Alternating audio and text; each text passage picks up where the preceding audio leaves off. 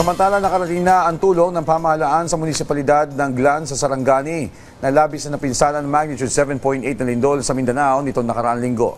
Ayon kay Mayor Victor James Yap Sr., dumating na sa bayan ang relief items at malinis na tubig na pangunahing kailangan ng mga residente.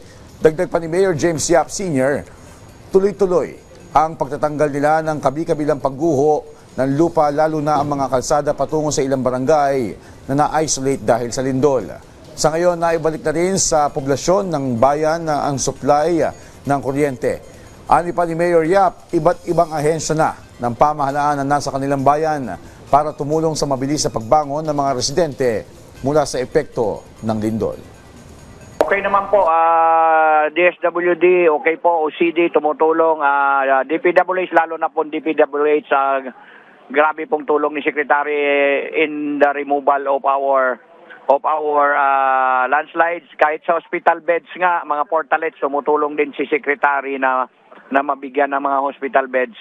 And yung mga portalets natin na gagamitin sa lilipatan natin ng temporary hospital na anuan natin ng mga patient natin.